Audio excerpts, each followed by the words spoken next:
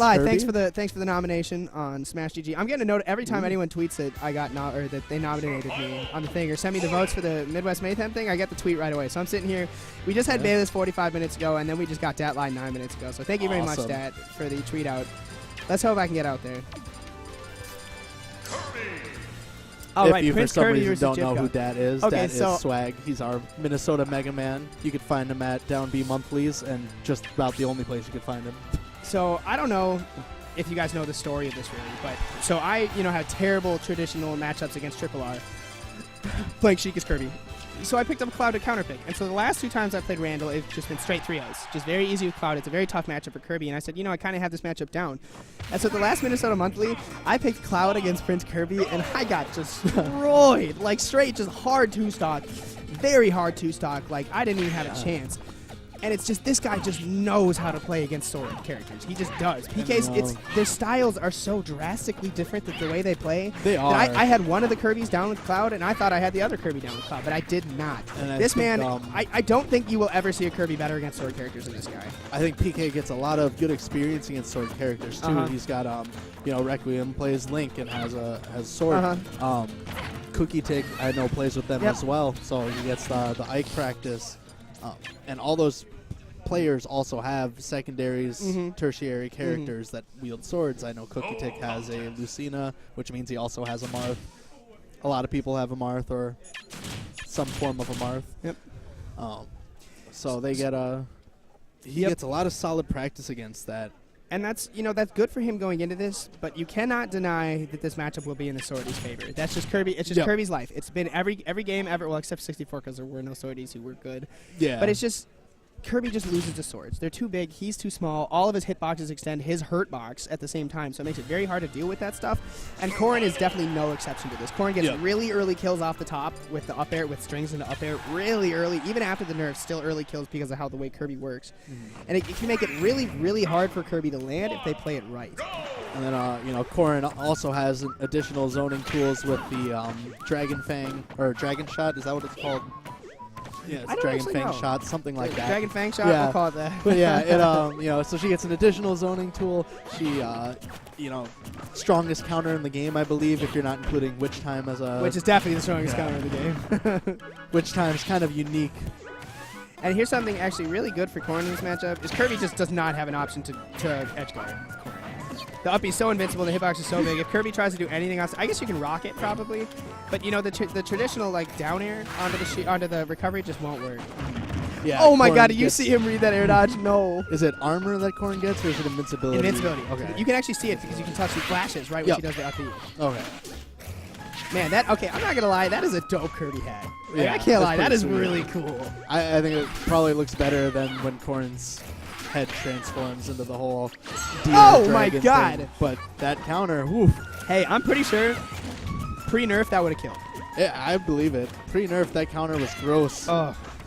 Did you ever see those videos they put up online where it was like 4 Glory Corrin, it was like AFK Corrin? So the whole idea is that they would try to find like a Little Mac or like a Roy or something, and they would AFK, and the guy would come up and charge a smash attack, and then they'd counter last second, and it would kill him at 0. Pre-patch. That's the kind of stuff that I like seeing. I know.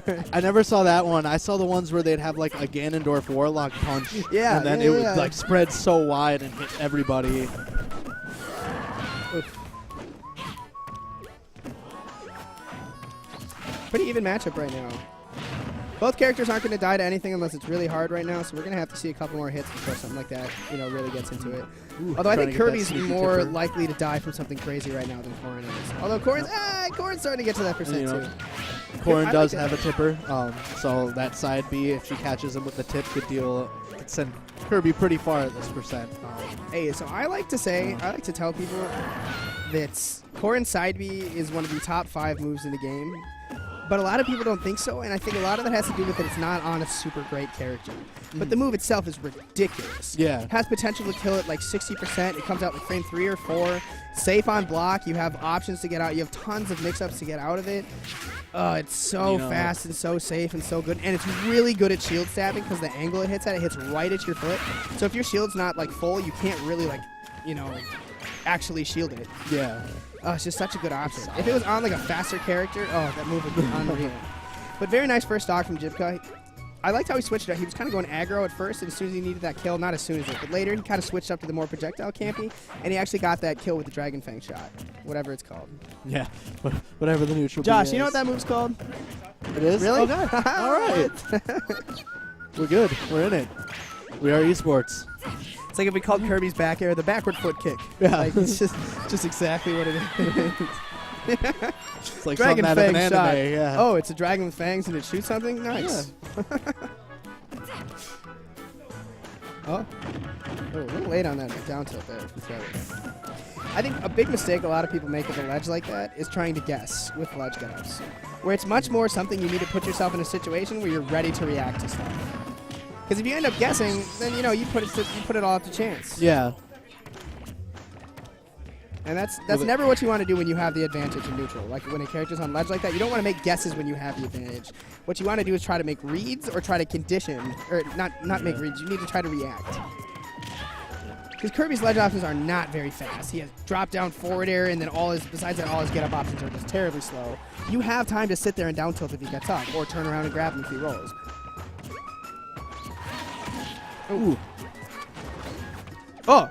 The fake.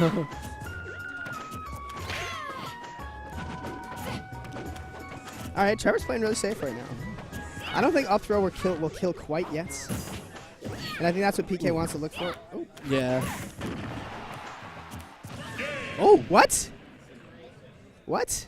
That seemed very far weird. for back air. That seemed like he definitely lived and then like accidentally drifted too far right or something. Maybe. But the thing was, I saw him back air, and back air like pushes you forward. So maybe it was some weird Maybe interaction. the wings. Do the wings extend a hitbox? That might actually be the reason his back air might have extended his hurt box, because it definitely looked like he had survived it, like he was coming back. That's what I thought. That's weird, because it does extend him really far back, and she almost kind of like jumps back a little bit and then pushes herself forward. Huh. Well, he switches right over to Roy. I don't know how I feel about this matchup, but I think Jibca just gets more personal satisfaction from playing Roy. I think so too. I think he likes the character, and it's one of those characters, like, whenever you win, you get to feel legitimately good. You're like, dang, I won. Oh my god, Domo, calm down. I do like to see when Jibca plays characters he really enjoys too, because he seems to have more fun, and I feel like it makes him play better. And it's like Cloud is his best character, but you can just tell he's not happy playing that character. Like, you can just in his place, oh no, PK, come on. Man, all right. This matchup is actually not bad for Roy. So many of his moves kill Kirby really early. Like tipper forward tilt, tipper up tilt, up B, up smash. A lot of those moves are going to start killing Kirby right now. Tipper up tilt, I think, is going to be the one thing Jibca's really looking for. Nice tech. Yeah. Uh-oh. That's not good. Oh, hey, you made it back. All right. Good stuff. Ah! Yep, that's the typical. Ooh. That's the typical. I think Randall told me once it's like 25, maybe 30% chance to trip on that down tilt. I'm not actually sure. Yeah. I think I've heard him tell me before, but I can't remember anymore. Same. It's definitely a pretty high chance to trip on the down tilt. Up throw?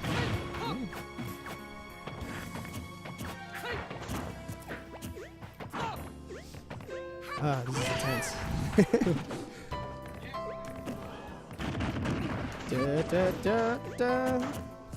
Just like the casual music. Beat City Boost on commentary. What is he going to do? I think up throw is going to kill soon. Oh, that was a nice try, but he ducked too low. That was kind of funny, actually. He ducked right under the FD. Oh, he does it again! There we go. So frame, I think Felton told me it was frame 4 through 7 gets invincibility on, or super armor. Okay. On that up B. So it actually works pretty good as a wake-up option. Oh, poor Roy. Nothing works.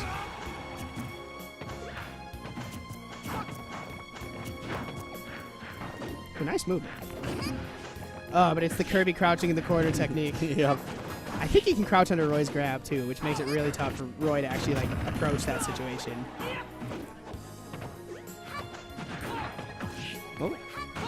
Oh, okay. He's got something. He's got something coming. Yeah, both kind of spacing these down tilts and aerials, just kind of not committing, really. Oh, Jibca's playing really non-committal. I like it. I like it from the... Oh, that's it. Yeah. good stuff to PK, looking real solid that game. Yeah. He really didn't let Jibca ever catch his footing. I mean, Jibca got some blows in there, but PK kind of always had the lead. And I think a big part of that was both games, they kind of first stock were going like even in percents. And then PK pulled out that first kill because he did something bold, he did something aggressive, and Jibca likes to play very, you know, reserved and very cautious. Yeah. And so Jibca didn't throw anything out and had a harder time getting those kills, and so both games, PK went into the second stock with like 50% of extra insurance. And against Kirby, as soon as Kirby gets the lead, it changes the game. Because, like, you know, most people will say Kirby's like a good character. He's a very viable he plays a lot like Mario, but the issue is that he has a really, really hard time when he has to approach the whole time. Yeah. People can run away. He's not very fast, but he's good up close. He has good frame data, good normal.